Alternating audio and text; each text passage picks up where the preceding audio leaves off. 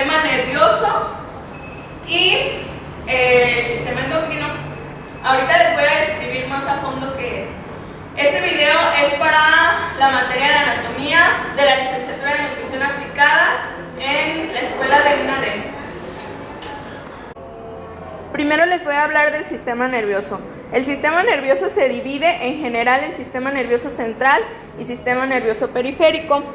El central está compuesto por el encéfalo, que sería toda esta parte de aquí, cabecita, y el tronco cefálico. Y el sistema nervioso periférico por los nervios que salen de la médula espinal hacia las demás partes del cuerpo. El encéfalo se divide en el cerebro,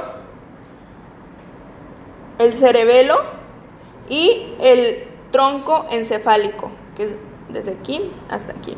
Y el tronco encefálico a su vez se divide en mesencéfalo, protuberancia y bulbo raquídeo, que está hacia abajo.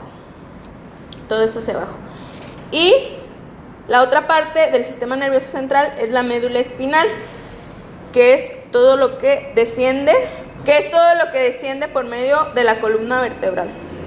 La médula espinal tiene un conjunto de materia gris y materia blanca. La materia gris está hacia el centro y tiene una forma de H, por la cual divide en astas posteriores y anteriores. Por el asta anterior entran los nervios que reciben el estímulo y por el asta posterior los nervios que envían la respuesta. Las funciones principales del encéfalo o el sistema nervioso central son integrar y coordinar las señales nerviosas de entrada por los estímulos que llegan hacia el cerebro y salida, llevar a cabo las funciones mentales superiores como el pensamiento de aprendizaje y las funciones básicas como respiración y alimentarse. El encéfalo de un adulto presenta 4 porciones, que sería el tronco encefálico, como ya les mencionaba, esta parte de aquí, que aquí tenemos una imagen más detallada, esto de aquí. El cerebelo, que sería esta parte de aquí, o la cafecita esta.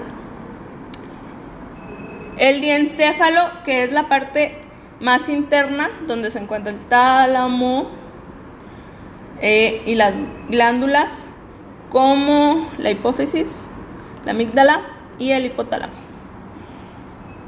Y el cerebro, que es esta parte más externa donde se encuentran las neuronas.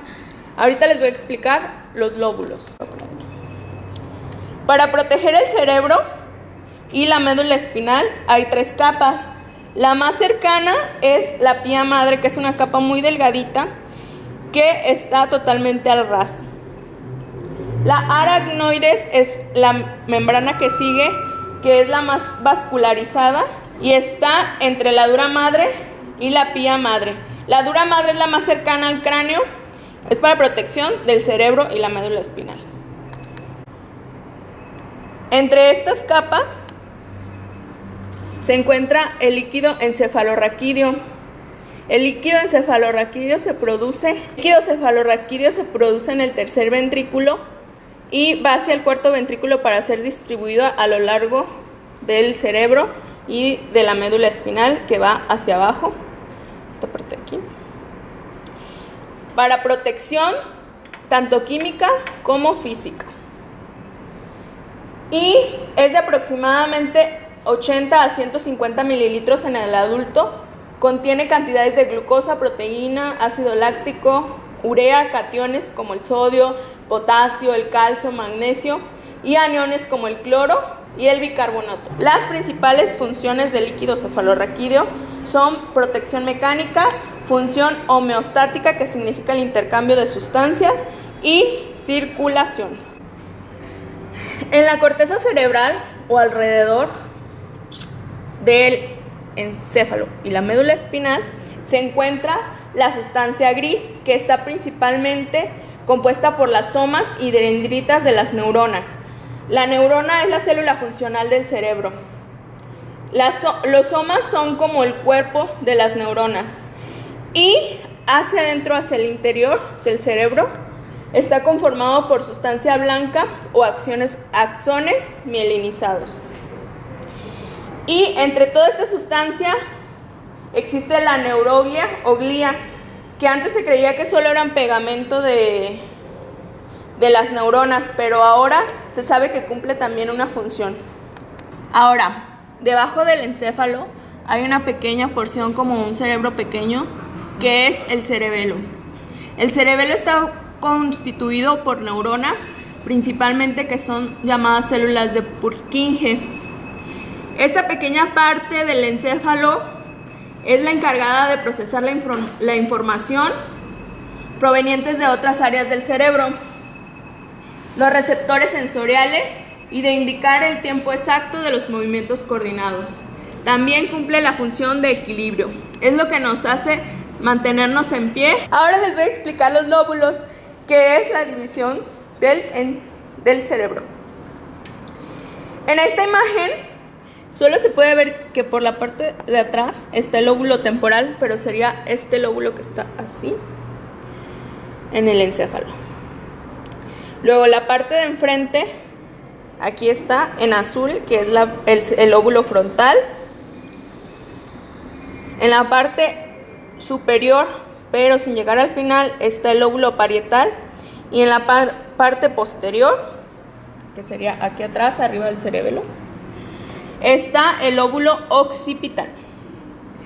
Y si abrimos el lóbulo temporal, lo removemos un poco, abajo está el lóbulo insular. El lóbulo frontal. El lóbulo frontal es el encargado principalmente de los razonamientos, resolución de problemas, memoria, emociones, y tiene algunas funciones de lenguaje. El lóbulo parietal. El lóbulo parietal es el principal encargado de la manipulación de objetos. También tiene otras funciones de lenguaje y conocimiento numérico. El lóbulo temporal, que es el que les menciono, que está sobre el insular y aquí de lado, es el encargado de algunas funciones de equilibrio, coordinación, memoria, reconocimiento de caras y emociones. También de procesar información auditiva, percepción y reconocimiento de estímulos auditivos y olfativos. El lóbulo occipital, que sería el de la parte posterior, encima del cerebelo, el que tenemos aquí de color rosa, es el encargado de la percepción e interpretación de estímulos visuales y reconocimiento visoespacial. La ínsula, el lóbulo que les comentaba que estaba detrás del temporal, si lo retirábamos, es el centro de conexión entre el sistema límbico y el neocórtex, el encargado del razonamiento humano y la anticipación de resultados. Ahora les voy a hablar de los pares craneales, que son los nervios que salen desde la parte de algunas partes del encéfalo y del tronco encefálico. 1. Olfatorio. 2. Óptico. 3. Motor ocular común o oculomotor. 4. Cloquear. 5. Trigémino. 6. Motor ocular externo o apto. 7. Facial. 8. Vestíbulo coclear o auditivo. 9. Glosofaringio. El 10 es el vago. El 11 el espinal o accesorio. Y el 12 el hipogloso mayor. Dentro del sistema nervioso hay varias sustancias, algunas son hormonas y otros neurotransmisores. Los neurotransmisores principales son la acetilcolina, la dopamina, la noradrenalina, la serotonina, el GABA y la adrenalina. Una de las funciones de la dopamina, por ejemplo, es la búsqueda del placer y de las emociones, así como el estado de alerta. Y se encuentra principalmente en las neuronas del mesencéfalo, esta parte de aquí, del mesencéfalo, el sistema límbico, que está en la parte interior, la corteza cerebral y algunos ganglios como el hipotálamo y los ganglios interiores. Pásale. Otro neurotransmisor, por ejemplo, es la serotonina, que tiene influencia en las emociones y estados anímicos, así como el control del ciclo del sueño-vigilia, el encargado de defender la acción y control de la dieta o conducta sexual. En cuanto al sistema endocrino, hay varios órganos relacionados para la producción de hormonas. Uno de ellos es la glándula hipófisis, que se divide en adenohipófisis y neurohipófisis. Son varias las hormonas que se regulan aquí, pero algunas de las más importantes es como la hormona del crecimiento, que regula el metabolismo de los hidratos de carbono y los lípidos, así también como la prolactina, que es la encargada de producir la leche materna, o en la neurohipófisis la vasopresina, que es la encargada de la reabsorción de agua en los riñones. Otra glándula es la tiroides. En esta se producen algunas hormonas como la T3 y la T4, que aumentan el índice metabólico basal, estimulan la síntesis de proteínas y aumentan el uso de glucosa y ácidos grasos para la producción de ATP. El sistema genitourinario. El sistema urinario consta de riñones, uréteres, vejiga y uretra. El riñón derecho está un poco más abajo por la posición del hígado.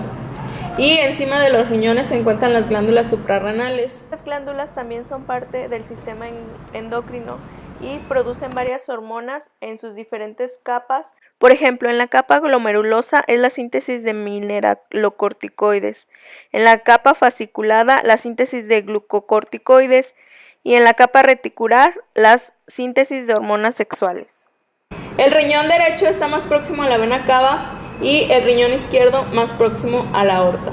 Dentro del riñón, el riñón está constituido por la corteza, que es esta parte de aquí, lo que cubre las pirámides, que son estas rojitas. Cálices. Luego, los cálices mayores, menores y luego la pelvisilla, que conforman el uretero. Hay 3 porciones en las que los ureteros se hacen más angostos y es donde se pueden atorar las piedras cuando se producen cálculos en los riñones. La primera es la primera porción, la que sale del hilio renal, después hasta la porción pélvica y la tercera porción es cuando se une con la vejiga. Dentro de las pirámides renales se encuentra la unidad funcional del riñón, que es la nefrona, la encargada de filtrar la orina, y se compone de glomérulo, una arteriola eferente, un túbulo proximal, un túbulo distal, la asa de Henle, que sería este de aquí, arterias y venas, una arteriola aferente, que es la que va llegando al glomérulo con la sangre para que pueda ser filtrada. Al terminar el túbulo distal se encuentran varios túbulos colectores conectados a los túbulos colectores de otras nefronas para juntar toda la orina en el túbulo colector mayor, que es el que va a ir de salida hacia los uréteres. Y esto sería todo por ahora. Si tienen más dudas pueden dejarlas en los comentarios y les dejo por ahí mis redes sociales. Muchas gracias. Mi nombre es Mónica, para recordarles. Hasta luego.